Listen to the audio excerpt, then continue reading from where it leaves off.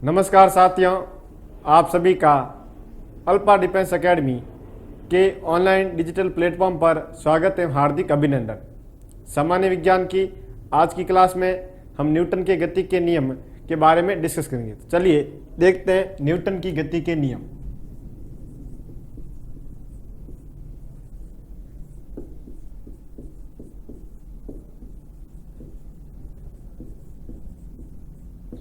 Newton ने अपनी गति के नियम सन 1686-87 में दिए। जो न्यूटन ने अपनी गति के नियम वो कब दिए भाई? 1686-87 में। और उसने अपने नियमों को एक पुस्तक में लिखा। उस पुस्तक का नाम एग्जाम में पूछा जा सकता है। उस पुस्तक का नाम है प्रिंसिपिया। तो न्यूटन ने अपने गति के नियमों को जिस पुस्तक में लिखा उस पुस्तक का नाम है प्रिंसिपिया। इस पुस्तक का नाम आपको याद रखना, प्रिंसिपिया। और न्यूटन की गति के 3 नियम है। न्यूटन की गति कितने नियम है? 3 नियम। कौन कौन से थोड़ा देखना। न्यूटन की गति का प्रथम नियम, जिसे जड़त्व का नियम भी कहते हैं, जड़त्व का नियम। न्यूटन की गति का द्वितीय नियम, जिसे बल या संवेग का नियम भी कहते हैं।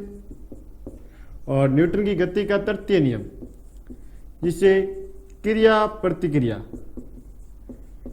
प्रतिक्रिया का नियम भी कहते हैं। यहां तो बात समझ में आ गई क्या? न्यूटन की गति के 3 नियम है जिसने न्यूटन ने सन 1686-87 में दिए। और उसने अपने नियमों को एक पुस्तक में लिखा जिसका नाम है प्रिंसिपिया। ये जो पुस्तक का नाम है वो आपको याद रखना है। एग्जाम में पूछ जा सकता है कि न्यूटन ने अपने गति के नियम किस पुस्तक में लिखा। उसका उत्तर आएगा प्रिंसिपिया। अब देखते हैं न्यूटन की गति के 3 नियम है, प्रथम नियम, द्वितीय नियम और तृतीय नियम। लेकिन इन तीनों नियमों के जो उपनाम है वो एग्जाम में पूछे जा सकते हैं। प्रथम नियम को जड़त्व का नियम कहते हैं, द्वितीय नियम को बल या संवेग का नियम कहा जाता है और तृतीय नियम को आपके क्रिया प्रतिक्रिया का नियम भी कहा जाता है।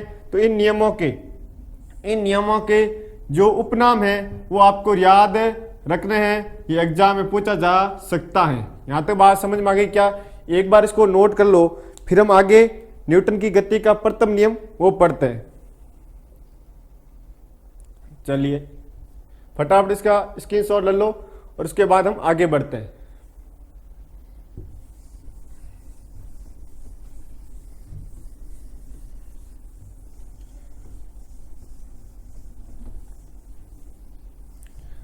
अब हम पढ़ेंगे न्यूटन की गति का प्रथम नियम। न्यूटन की गति का प्रथम नियम,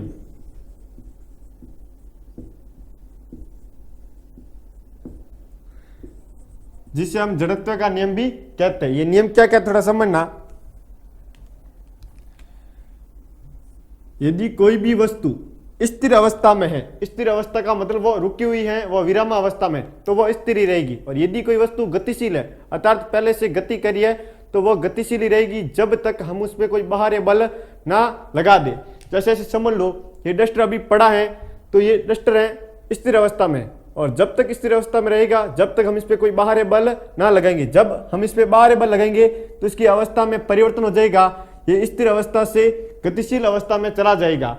और यदि कोई वस्तु, ऐसे मान लो कोई भी साइकिल है, वो लगातार चल रही है, एक गति के साथ गति कर रही है, तो जब तक हम उस पर ब्रेक नहीं लगाएंगे तब तक वह रुकेगी नहीं। इसका मतलब यदि कोई वस्तु स्थिर है तो स्थिर ही रहेगी और गतिशील है तो गतिशील ही रहेगी जब तक हम उसमें कोई बाहरी बल नहीं लगाते। और यदि बाहरी बल लगाए तो उसकी अवस्था में परिवर्तन हो जाएगा। जो वस्तु स्थिर अवस्था में थी वो गतिशील अवस्था में चली जाएगी और जो गतिशील अवस्था में है वो वापस स्थिर अवस्था में आ जाएगी। इस बात को समझना।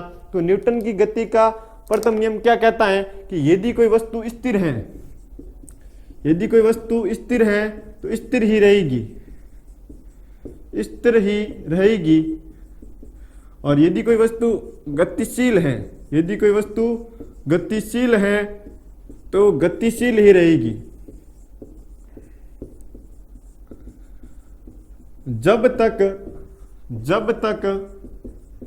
उस पर कोई बाहरी बल ना लगाया जाए, जब तक उस पर कोई बाहरी बल ना लगाया जाए।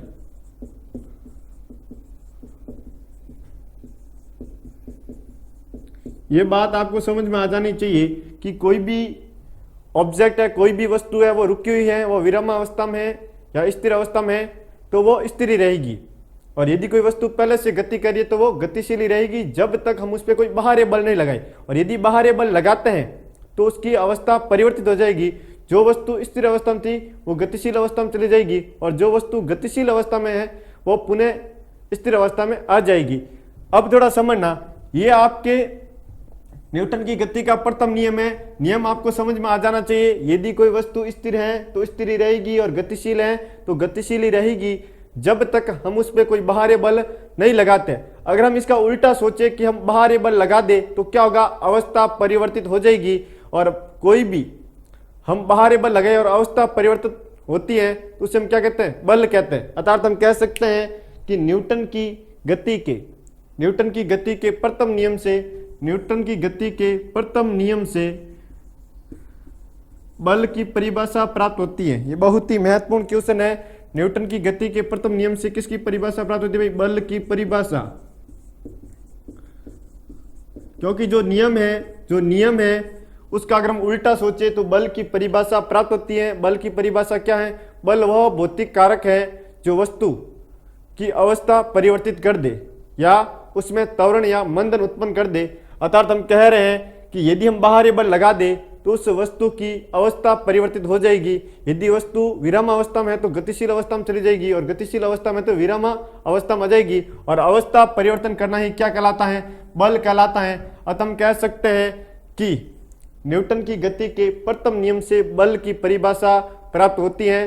तो प्रतियोगी परीक्षाओं में ये क्वेश्चन पूछा जा सकता है कि बल की परिभाषा न्यूटन की गति के कौन से नियम से प्राप्त होती है। हमारा उत्तर होगा प्रथम नियम। ये बात समझ में आ गई। चलिए और आगे बढ़ते हैं। न्यूटन की गति के प्रथम नियम को जड़त्व का नियम भी कहते हैं। न्यूटन की गति के प्रथम नियम को जड़त्व का नियम भी कहते हैं। जड़त्व का नियम भी कहते हैं। न्यूटन की गति के प्रथम नियम को जड़त्व का नियम भी कहते हैं। इसका ये उपनाम आपको याद रखना है। लेकिन बड़ा क्वेश्चन है कि हमें ये तो पता चल गया कि न्यूटन की गति के प्रथम नियम को जड़त्व का नियम भी कहते हैं, लेकिन ये जड़त्व है क्या, जड़त्व की परिभाषा क्या होगी या जड़त्व खुद क्या, थोड़ा समझना। एक आप 50 केजी के पत्थर को उठा रहे हो। ये जैसे कोई पत्थर है, इसको आप ऊपर की ओर उठा रहे हो। 50 केजी का पत्थर है। तो ये जो पत्थर अभी जमीन पे पड़ा है तो ये विराम अवस्था में है और आप उसको ऊपर उठा रहे हो, मतलब आप इसको गति अवस्था में लाने का प्रयास कर रहे हो। जब आप पत्थर को उठाते हो तो आप देखते हो ये जो पत्थर है वो तुरंत नहीं उड़ता है। आप जैसे जैसे अधिक बल लगाते हो तो ये पत्थर ऊपर की ओर उड़ता है। इसका मतलब ये पत्थर प्रारंभ में अपनी अवस्था परिवर्तन का विरोध कर रहा था। ये पत्थर प्रारंभ में आपके स्थिर अवस्था में था, आप इसको ऊपर की ओर उठा रहे थे, अर्थात गति अवस्था में लाने का प्रयास कर रहे थे। अर्थात आप इसकी स्थिर अवस्था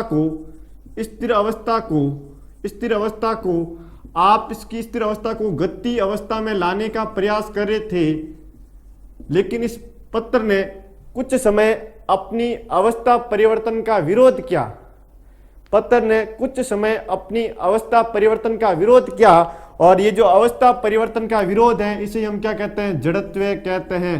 बहुत ही महत्वपूर्ण बात समझ लेना। लेकिन फिर आपने इतना अधिक बल लगाया कि इस पत्थर द्वारा विरोध हुआ, वो नष्ट हो गया, तब आपने इस पत्थर को ऊपर उठा लिया। सीधी सी बात है, आप 50 केजी का जो आटे का कट्टा है उसको जमीन से उठा रहे हो, क्या तुरंत उठा दोगे? नहीं, आपको बहुत ज्यादा धीरे धीरे बल लगाना पड़ेगा। और जैसे आप एक इतना बल लगाओगे कि उस जो 50 केजी के कट्टे ने जो अवस्था परिवर्तन का विरोध किया वो खत्म हो जाए, आप इतना बल लगाओगे तब वो विरोध खत्म हो जाए, तब उस आप कट्टे को अपनी तरफ आराम से ऊपर की ओर उठा लोगे। इस बात को समझना। जड़त्व क्या है कि कोई भी वस्तु अपनी अवस्था परिवर्तन का विरोध करती है, और इसी विरोध को हम क्या कहते हैं, जड़त्व कहते हैं। जैसे हम इस पत्थर को उठा रहे हैं तो स्थिर अवस्था से गति अवस्था में आना चाहता है, लेकिन कुछ समय ये क्या करेगा, अपनी अवस्था परिवर्तन का विरोध करेगा।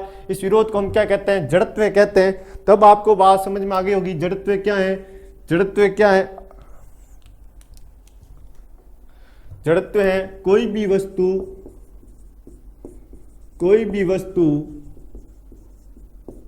अपनी अवस्था परिवर्तन का विरोध करती है, अवस्था परिवर्तन का विरोध करती है, अवस्था परिवर्तन का विरोध करती है। और इस अवस्था परिवर्तन के विरोध को हम क्या कहते हैं? जड़त्व कहते हैं। अवस्था परिवर्तन के विरोध को हम क्या कहते हैं भाई? जड़त्व कहते हैं। इस बात को समझ लेना, किसी भी वस्तु को हम ऊपर उठा रहे हैं तो वह प्रारंभ में अपनी अवस्था परिवर्तन का विरोध करेगी, और इसी विरोध को हम क्या कहते हैं? जड़त्व कहते हैं। आगे समझते हैं। जड़त्व वस्तु के द्रव्यमान पर निर्भर करता है। जड़त्व है वो वस्तु के द्रव्यमान पर निर्भर करता है। जड़त्व वस्तु के द्रव्यमान पर निर्भर करता है।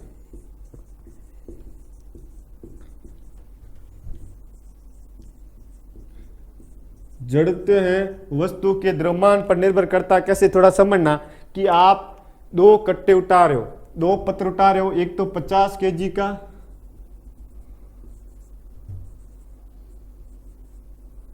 एक तो 50 केजी का और एक 20 केजी का। 2 पत्रों को उठा रहे हो तो मेरे को बताओ कि आसानी से किसको ऊपर की ओर उठा लोगे? एक पत्र आपको 50 केजी का उठाना है और एक 20 केजी का। तो आप देखोगे कि 20 केजी वाले पत्र को आप बहुत ही आसानी से उठा लेते हो, क्योंकि इसका द्रव्यमान कम है और इसने अपनी अवस्था परिवर्तन में होने वाला विरोध कम किया। बात समझ रहे हो क्या? इसका द्रव्यमान क्या है? इसका द्रव्यमान कम है, इस कारण इसका जड़त्व भी क्या होगा? कम होगा। अर्थात ये अपनी अवस्था परिवर्तन का विरोध कम करेगा और इसको हम ऊपर की ओर आसानी से उठा लेंगे। लेकिन जैसे ही आप 50 केजी वाले पत्र को ऊपर की ओर उठाते हो तो इसका द्रव्यमान भी ज्यादा है, इसका जड़त्व भी ज्यादा होगा और ये अपनी अवस्था परिवर्तन का विरोध अधिक करेगा। तो हमें बात समझ में आ गई कि द्रव्यमान है वो जड़त्व के समानुपाती होता है। यदि किसी वस्तु का द्रव्यमान अधिक है तो जड़त्व भी अधिक होगा। इस बात को समझ लेना है हमें। इस बात को समझ लेना है कि किसी भी वस्तु का जड़त्व उसके द्रव्यमान पर निर्भर करता है और ये समानुपाती रिलेशन होता है। द्रव्यमान है जड़त्व के समानुपाती होता है। द्रव्यमान बढ़ने पर जड़त्व भी बढ़ेगा और द्रव्यमान घटने पर जड़त्व भी घटेगा। तो ये बात समझ में आ गई क्या? ये बात समझ में आ गई क्या? प्रतियोगी परीक्षा में पूछा जाता है कि किसी भी वस्तु का जड़त्व किस पर निर्भर करता है? हमारा उत्तर है वस्तु के द्रव्यमान पर निर्भर करता है। यदि किसी वस्तु का द्रव्यमान अधिक है तो जड़त्व भी अधिक होगा और वह अपनी अवस्था परिवर्तन का विरोध अधिक करेगी, और यदि किसी वस्तु का द्रव्यमान कम है तो उसका जड़त्व भी कम होगा और वह अपनी अवस्था परिवर्तन का विरोध कम करेगी। इस बात को समझना है। अब प्रतियोगी परीक्षा में एक और क्वेश्चन पूछा गया है कि जड़त्व की उत्पत्ति का कारण क्या है? किसी भी वस्तु में जो जड़त्व उत्पन्न होता है, कोई भी वस्तु अपनी अवस्था परिवर्तन का विरोध करती है, इसका क्या कारण है? इसका कारण एग्जाम में पूछ ले कि जड़त्व की उत्पत्ति का कारण, जड़त्व की उत्पत्ति का कारण क्या है? उसका कारण है वस्तु का द्रव्यमान। वस्तु का द्रव्यमान। किसी भी वस्तु के पास द्रव्यमान होगा तभी वह अपनी अवस्था परिवर्तन का विरोध कर पाएगी। यदि किसी वस्तु के पास द्रव्यमान नहीं है तो वह अपनी अवस्था परिवर्तन का विरोध नहीं करेगी। इसका मतलब उसके पास कोई जड़त्व नहीं होगा। तो ये जो प्रतियोगी परीक्षा में जो क्वेश्चन पूछे जाते हैं इस बात को ध्यान रखना है। पहला क्वेश्चन, जड़त्व किस पर निर्भर करता है? द्रव्यमान पर। दूसरा, जड़त्व की उत्पत्ति का कारण क्या है? वस्तु का द्रव्यमान। किस प्रकार निर्भर करता है? तो हम बोलते हैं कि जड़त्व द्रव्यमान के समानुपाती होता है। यदि किसी वस्तु का द्रव्यमान अधिक तो जड़त्व भी अधिक और द्रव्यमान कम तो जड़त्व भी कम। बाकी हम देखते, थोड़ा समझना। अगर एग्जाम ये पूछे कि जड़त्व शब्द और परिभाषा किसने दी, तो जड़त्व शब्द एवं परिभाषा, शब्द एवं परिभाषा किसने दी भाई? जड़त्व शब्द एवं परिभाषा गैलीलियो ने दी। जड़त्व शब्द एवं परिभाषा किसने दी भाई? गैलीलियो ने दी। जबकि जड़त्व को नियम के रूप में किसने दिया? न्यूटन ने। 2 क्वेश्चन बन सकते हैं यहां पर कि जड़त्व शब्द एवं परिभाषा किसने दिया, तो उत्तर आएगा गैलीलियो। लेकिन जड़त्व को नियम के रूप में किसने बताया भाई?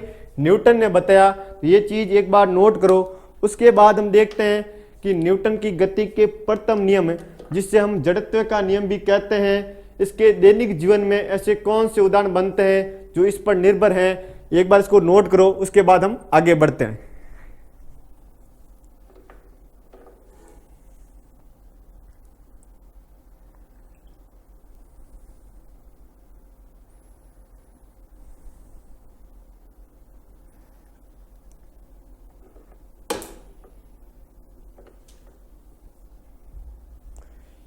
इसको नोट कर लो, इसका स्क्रीनशॉट ले लो।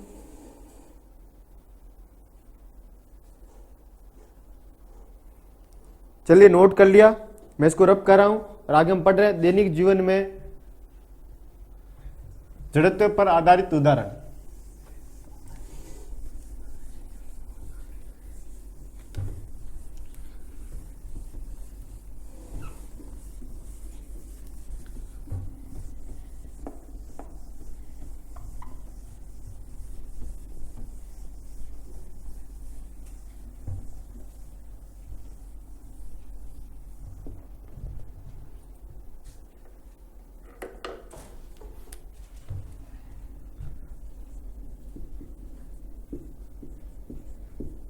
जड़त्व पर आधारित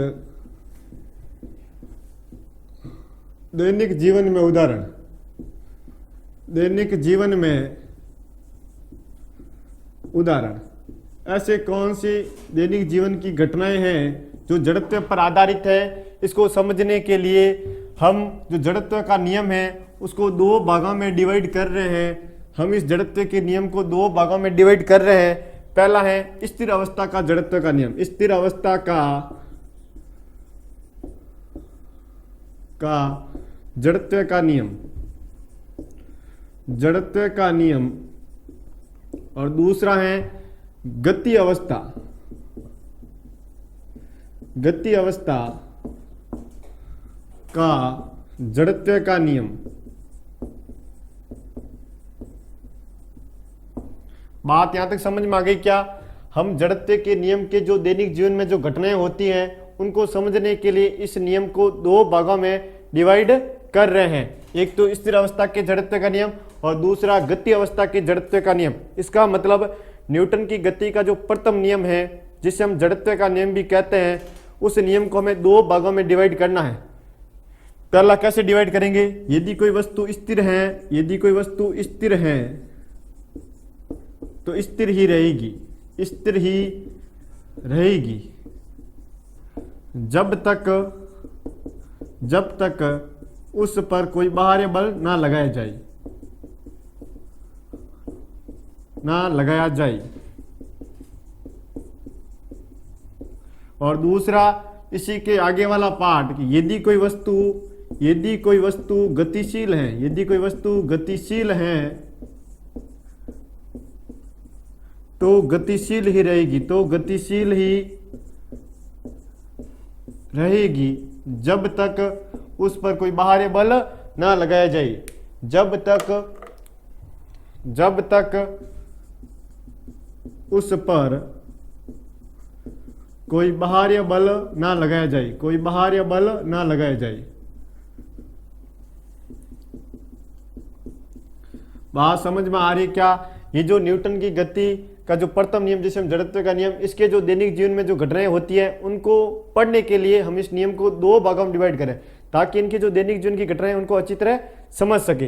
पहला हमने कहा स्थिर अवस्था का जड़त्व नियम, अर्थात यदि कोई वस्तु स्थिर है तो स्थिर रहेगी जब तक हम उस पर कोई बाहरी बल ना लगाए। और दूसरा गति अवस्था का जड़त्व का नियम क्या है? यदि कोई वस्तु गतिशील है तो गतिशील ही रहेगी जब तक हम उस पर कोई बाहरी बल ना लगाए। अब देखना इसका उदाहरण क्या है। ये क्या बोल रहा है? यदि कोई वस्तु स्थिर है तो स्थिर ही रहेगी जब तक हम उस पर कोई बाहरी बल ना लगाए। तो यदि कोई घोड़ा है अचानक चलता है तो उस पे जो सवार व्यक्ति है वो पीछे की ओर झुक जाता है। इसका क्या उदाहरण है भाई? ये आपने एग्जाम्पल अपने दैनिक जीवन में देखा होगा या पढ़ा होगा कि कोई भी घोड़ा है अचानक चल देता है तो उस पर सवार व्यक्ति पीछे की ओर झुक जाता है। ये हमारे स्थिर अवस्था के जड़त्व का नियम का उदाहरण है। तो क्या उदाहरण है अभी देखना, हम इसका एक्सप्लेन भी सीखेंगे, लेकिन एक बार ये नियम लिख लो, ये उदाहरण लिख दो। उदाहरण क्या है कि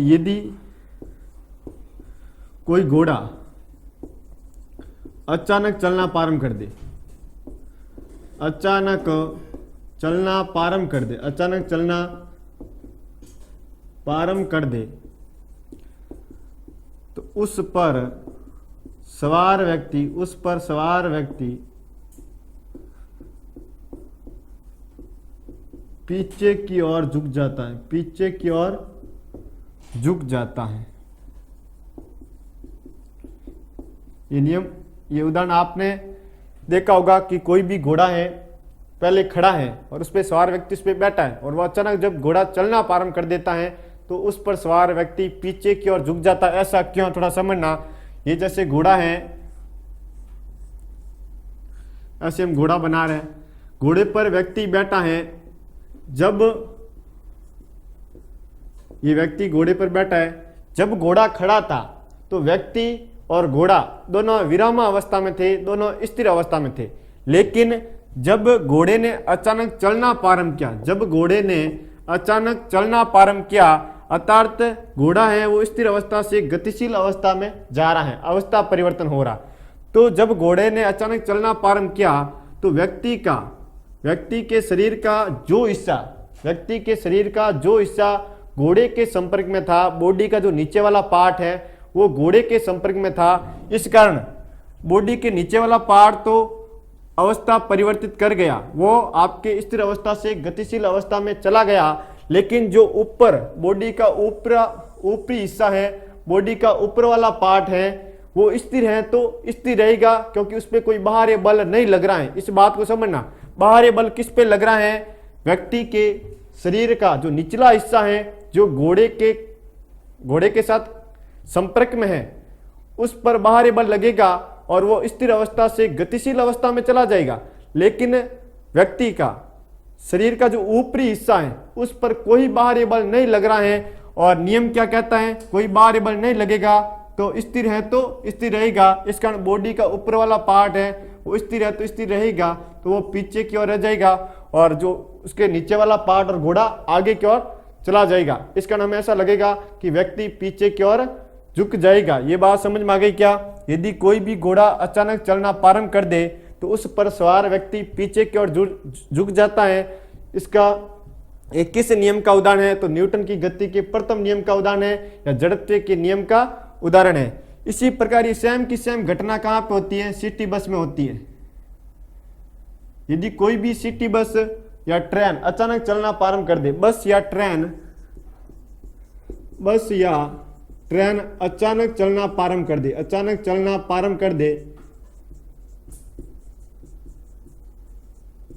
दे, तो उसमें सवार यात्री हैं वो आपके पीछे की ओर झुक जाते हैं, पीछे की ओर झुक जाते हैं। यही सेम का सेम जो उसमें यात्री खड़े थे उनके शरीर का जो हिस्सा सिटी बस का जो फर्श है उसके संपर्क में था, उन्होंने अवस्था परिवर्तन कर लिया। लेकिन ऊपर वाला जो पार्ट है वो स्थिर है तो स्थिर है, क्योंकि उस पर कोई बाहरी बल नहीं लग रहा। बाहरी बल किस पे लग रहा है? बाहरी बल किस पे लग रहा है? बॉडी का जो पार्ट सिटी बस के फर्श के संपर्क में था,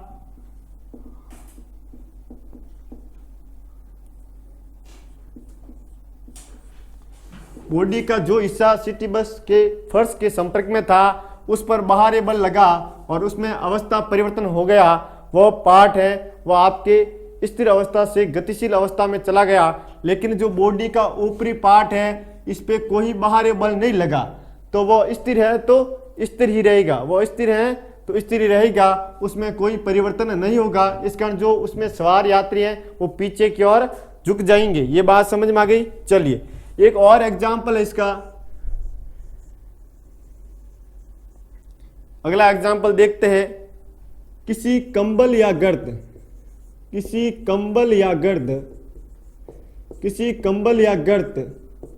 को डंडे से पीटने पर उसमें उपस्थित धूल कणों का नीचे की ओर गिरना, उपस्थित धूल कणों का नीचे की ओर गिरना। ये भी जो एग्जाम्पल है, ये जो दैनिक जीवन में जो घटनाएं होती हैं कि आप किसी कंबल या गर्त को, गर्त मतलब चटाई, उसको जब डंडे से पीटते हो तो उसमें जो धूल कण है वो नीचे की ओर गिर जाते हैं। ये आपके किसका उदाहरण है? तो आपके ये जड़त्व का नियम, न्यूटन की गति के प्रथम नियम का उदाहरण है। अब थोड़ा समझिए कैसे हुआ। आप जब कंबल या गर्त को डंडे से पीट रहे हो तो आप बाहरी बल किस पे लगा रहे हो? आप कंबल पे लगा रहे हो। तो जो कंबल है वो आपके स्थिर अवस्था से गतिशील अवस्था में चले जाएगी, लेकिन इसके अंदर जो धूल कण है इस पे आप कोई बाहरी बल नहीं लगा रहे हो, तो ये स्थिर है तो स्थिर ही रहेंगे, स्थिर है तो स्थिर रहेंगे।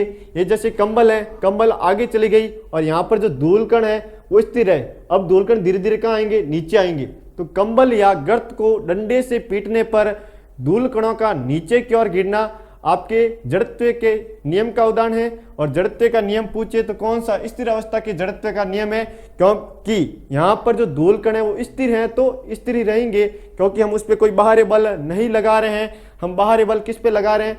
कंबल या गर्त पे लगा रहे हैं। और जिसमें हम बाहरी बल लगाएंगे उसकी अवस्था में परिवर्तन होगा और कंबल विरामावस्था से गतिशील अवस्था में चला जाएगा। ये बात समझ में आ गई। अगला एग्जाम्पल देखते हैं कि पेड़ की डाल को हिलाने पर, अगला एग्जाम्पल क्या है यहां पर मैं बता रहा हूं।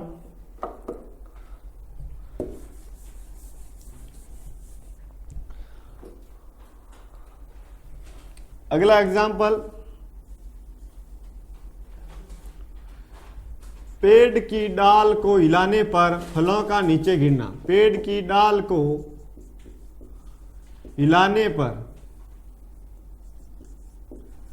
पेड़ की डाल को हिलाने पर फलों का नीचे गिरना, फलों का नीचे गिरना। कोई भी आप पेड़ की डाल को हिला रहे हो और फल नीचे गिर रहा है, ये आपके जड़त्व का नियम का उदाहरण है। कैसे? थोड़ा समझना। जैसे आपने पेड़ की डाल को हिलाया तो, और ये इस पे फल लगे हुए हैं, तो जैसे आप पेड़ की डाल को हिला रहे हो, इसका मतलब पेड़ की डाल पर बाहरी बल लगा रहे हो, तो पेड़ की जो डाल है, जो पेड़ की डाल है उसमें क्या होगा? अवस्था परिवर्तन होगा कि नहीं होगा? पेड़ की डाल विरामावस्था से किस अवस्था में चली जाएगी? आपकी गतिशील अवस्था में चली जाएगी।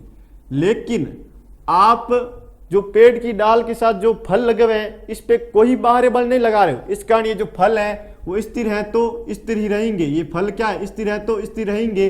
अब देखो, पेड़ की डाल पे आप बाहरी बल लगा रहे हो, पेड़ की डाल ऊपर जा रही है और फल स्थिर रह रहे हैं। इसका मतलब क्या होगा?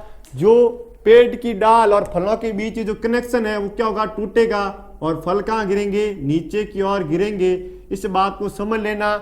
इसका सही विश्लेषण ये है। बाकी हम याद भी कर सकते हैं कि पेड़ की डाल को हिलाने पर जो फल है वो नीचे की ओर गिरते हैं। जड़त्व के नियम का उदाहरण है, न्यूटन की गति के प्रथम नियम का उदाहरण है। लेकिन हम इसको अच्छी तरह समझे तो ये इसका सही विश्लेषण है कि हम बाहरी बल केवल और केवल डाल पे लगा रहे हैं। तो बाहरी बल डाल पे लगा रहे हैं तो डाल की अवस्था परिवर्तित हो रही है, विरामावस्था से स्थिर अवस्था में जा रहा है। लेकिन हम फलों पर कोई बाहरी बल नहीं लगाते। और नियम क्या कहता है? यदि कोई वस्तु पर हम कोई बाहरी बल नहीं लगाए तो वो स्थिर है तो स्थिर रहेंगी। तो हम फलों पर कोई बाहरी बल नहीं लगा रहे तो फल क्या रहेंगे? स्थिर। डाल गतिशील अवस्था में उधर जा रही है, फल स्थिर है तो इसके बीच का जो कनेक्शन है वो कटेगा और फल कहाँ गिरेंगे? नीचे की ओर गिर जाएंगे। ये बात समझ में आ गई। चलिए, ये हमने जो 4 एग्जाम्पल पढ़े ये आपके स्थिर अवस्था के जड़त्व के नियम पर आधारित है। इन सब में एक ही चीज हो रही है कि हम जिस वस्तु पर बाहरी बल नहीं लगा रहे हैं वो स्थिर है तो स्थिर रहेगी, और जिस वस्तु पर बाहरी बल लग रहा है वो अवस्था परिवर्तन कर देगी। इस बात को समझना। तो एक बार ये 4 नियम है, इसको नोट करो। अब थोड़ा और आगे बढ़ते हैं।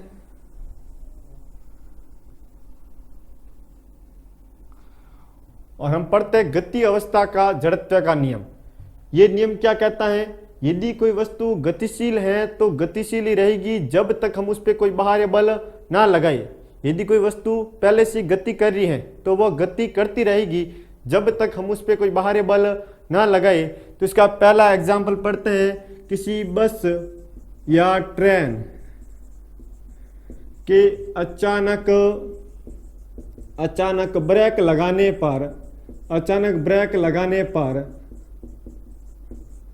पर उसमें सवार यात्रियों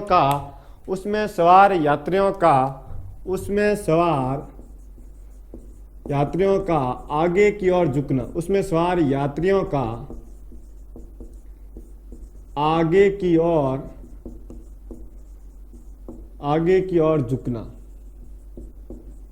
इस बात को समझना, कोई भी बस या ट्रेन है, पहले गति कर रही थी, उसके साथ हम भी गति कर रहे थे, हमारी बॉडी भी गतिशील अवस्था में थी, लेकिन जैसे ही उसने ब्रेक लगाए तो आपकी ट्रेन के साथ बॉडी का जो पार्ट ट्रेन के संपर्क में था वो भी रुक गया, लेकिन बॉडी का जो ऊपरी भाग है इस पे कोई बाहरी बल नहीं लगा। इस कारण ये गतिशील है तो गतिशील ही रहेगा, और आगे की ओर थोड़ा झुक जाएगा। ये बात समझ में आ रही है क्या? पहले हम ट्रेन भी गतिशील थी, हमारी बॉडी भी गतिशील थी, ट्रेन ने ब्रेक लगाई, बस ने ब्रेक लगाई, तो हमारे बॉडी का जो नीचे वाला पार्ट जो ट्रेन या बस के फर्श के संपर्क में था वो रुक गया, लेकिन ऊपर वाले पार्ट पे कोई बाहरी बल नहीं लग रहा है, इस कारण वो गतिशील ही रहा। इस कारण वो व्यक्ति, उसमें जो सवार यात्री है वो आगे की ओर झुक जाता है। इस बात को समझना। चलिए एक और एग्जांपल, बस या ट्रेन, चलती बस लिख दो, चलती बस या ट्रेन में से अचानक कूदने पर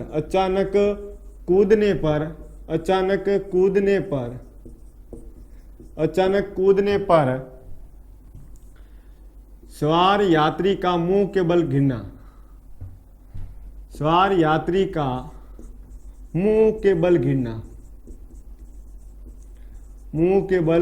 गिरना। जैसे आप देखते हो कि कोई भी बस या ट्रेन चल रही है और आप चलती हुई बस से अचानक कूदते हो तो आप मुंह के बल गिरते हो, क्योंकि वो चल रही है तो आप भी गतिशील अवस्था में रहोगे, क्योंकि नियम क्या कहता है, यदि कोई वस्तु गतिशील है तो गतिशील ही रहेगी। जब तक उस पर कोई बाहरी बल नहीं लगे, तो आप भी उसके साथ गति करोगे और हमेशा मुंह के बल गिरोगे। इस कारण जब हम चलती बस, जो सिटी बस होती है, उससे उतरते हैं तो जो कंडक्टर है वो हमें सलाह देता है कि आप जो बस का जो हैंडल, उतरने वाला जो गेट का हैंडल है, उसको पकड़कर कुछ दूरी तक साथ में भागो, जिससे आपका शरीर संतुलित हो जाएगा और आप आराम से रुक जाओगे। वरना आप सीधी चलती हुई बस से अचानक उतरोगे तो आप मुंह के बल गिरोगे। क्यों? क्योंकि वहां पर जड़त्व का नियम लगेगा कि वो बस गतिशील है तो हमारी बॉडी भी क्या रहेगी, गतिशील, क्योंकि हम अपनी बॉडी पर कोई बाहरी बल नहीं लगा रहे, हम सीधा कूद रहे हैं, तो हमारा शरीर गतिशील रहेगा, तो हम मुंह के बल गिरेंगे। तो ये भी इसका ही उदाहरण है। तो दो उदाहरण समझ में आ गए। तीसरा समझना, ऊंची कूद या लंबी कूद, ऐसे लिख दो, लंबी कूद कूदने वाला धावक कूदने से पहले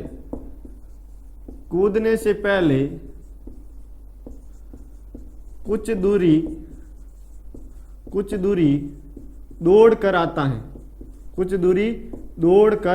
है। बात समझ रहे हो क्या?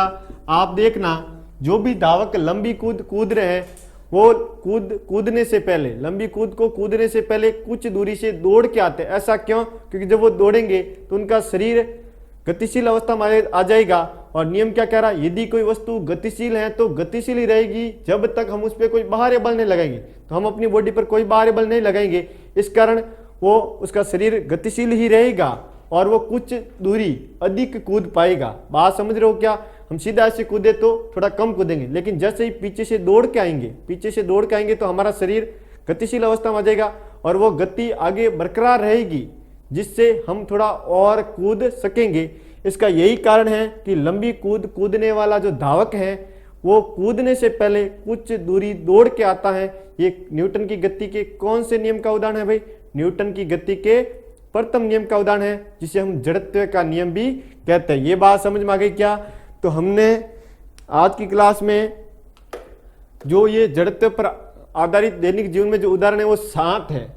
7 उदाहरणों को पढ़ने के लिए इस नियम को 2 भागों में डिवाइड किया, ताकि जो भी दैनिक जीवन में घटनाएं होती हैं जो जड़त्व के नियम या आपके न्यूटन की गति के प्रथम नियम पर आधारित हैं, उन घटनाओं के प्रति हमारी एक अच्छी समझ विकसित हो सके, इस कारण हमने इनको ऐसे पढ़ा। आगे न्यूटन की गति के द्वितीय नियम से जो उदाहरण होंगे या तृतीय नियम से जो उदाहरण है वो भी खूब सारे है, तो उनको भी हम एक अलग तरीके से डिवाइड करके एक अच्छी तरह समझने का प्रयास करेंगे। तो एक बार ये इसको नोट कर लो। तो आज की क्लास में इतना ही। अगर आपको सामान्य विज्ञान जनरल साइंस की क्लास पसंद आ रही है तो कमेंट बॉक्स में अपने सुझाव जरूर दें, और साथ में अल्फा डिफेंस एकेडमी का जो यूट्यूब चैनल है इसकी लिंक को अपने जितने भी सहपाठी हैं जो प्रतियोगी परीक्षाओं की तैयारी कर रहे हैं उन तक शेयर करें। वो आप किसी भी सोशल मीडिया प्लेटफॉर्म की सहायता से कर सकते हैं, फेसबुक, इंस्टाग्राम या आपके व्हाट्सएप, ट्विटर, किसी भी माध्यम से आप अपने दोस्त तक इस यूट्यूब चैनल की लिंक को शेयर कीजिए, ताकि इसका लाभ सभी विद्यार्थियों तक पहुंच सके। आज की क्लास में इतना ही। जय हिंद, जय भारत।